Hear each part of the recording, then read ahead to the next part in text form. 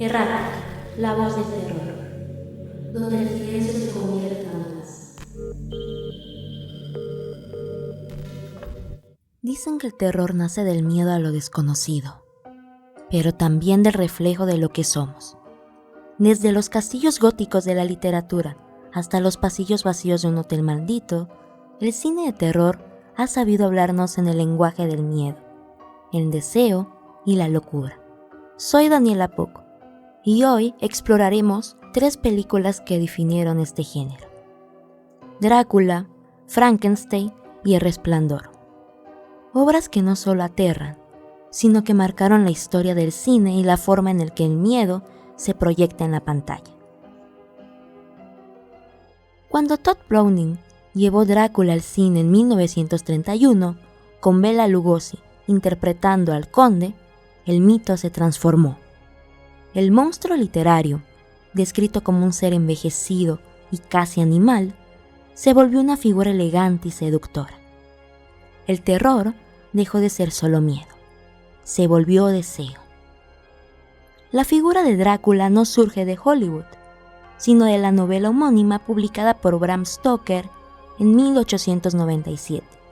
Escrita en formato epistolar, es decir, a través de cartas, diarios y recortes de periódico, esta obra condensó el miedo victoriano a lo desconocido, al extranjero, al deseo reprimido y a la ciencia que desafiaba a la fe. Esta película fue una de las primeras en adaptar el mito vampírico al lenguaje cinematográfico del Hollywood clásico, justo cuando el sonido apenas comenzaba a usarse en el cine. El impacto de Drácula fue tan grande que definió cómo imaginamos a los vampiros hasta hoy: elegantes, hipnóticos y misteriosos. Lugosi, con su acento húngaro y su mirada fija, convirtió al conde en un símbolo de la seducción peligrosa. Un monstruo que aterra, pero también atrae. En un contexto post-Primera Guerra Mundial, Drácula representaba el miedo al extranjero, al otro que invade la intimidad de lo conocido, la otredad. Era, en esencia, una metáfora del deseo reprimido y la corrupción moral.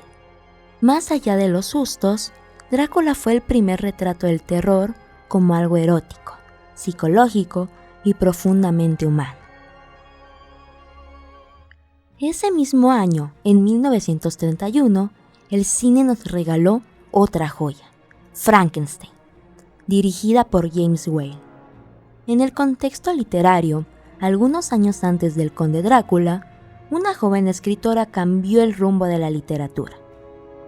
En 1818, Mary Shelley, con solo 18 años de edad, publicó Frankenstein o el moderno Prometeo, y la escribió durante un verano lluvioso en Suiza, junto a Lord Byron y Percy Shelley, en un reto por crear la historia más aterradora.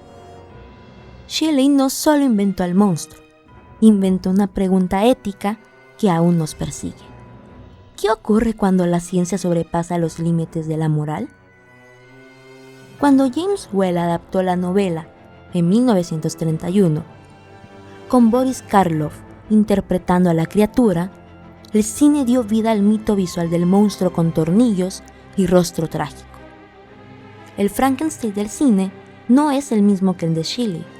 El literario es un ser culto y reflexivo, pero ambos comparten un alma: el miedo a la creación sin compasión.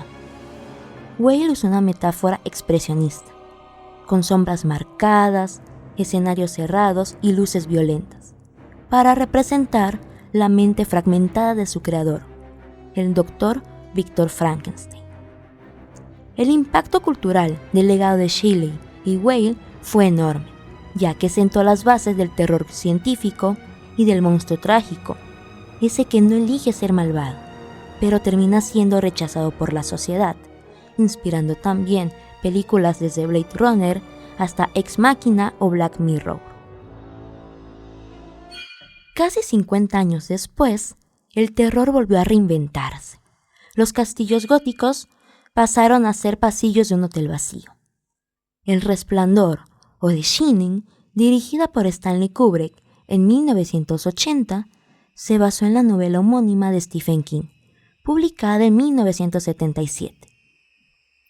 King exploró los miedos internos, la locura, el aislamiento, el peso de la familia y la violencia heredada, mientras que Jack Nicholson encarna a Jack Torrance, un escritor que, aislado en el Hotel Overlook, pierde poco a poco la razón.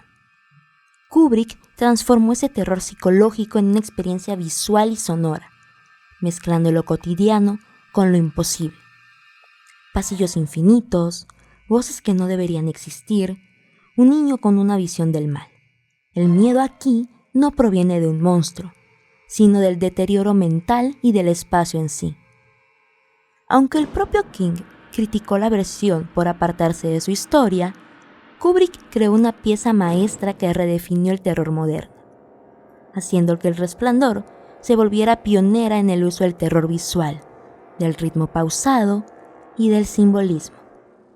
Cada plano está calculado para incomodar, la alfombra geométrica, el rojo intenso, los silencios. Todo tiene intención.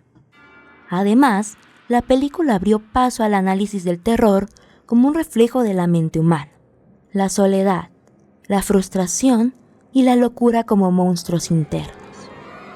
Desde los castillos góticos de Drácula, los laboratorios de Frankenstein, hasta los pasillos del Overlook Hotel, el terror ha mutado, pero nunca ha dejado de hablarnos. Cada época le da su forma, su estética y sus miedos.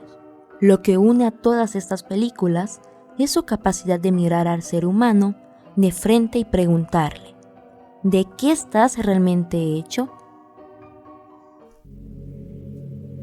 Errática, la voz del terror, donde el silencio se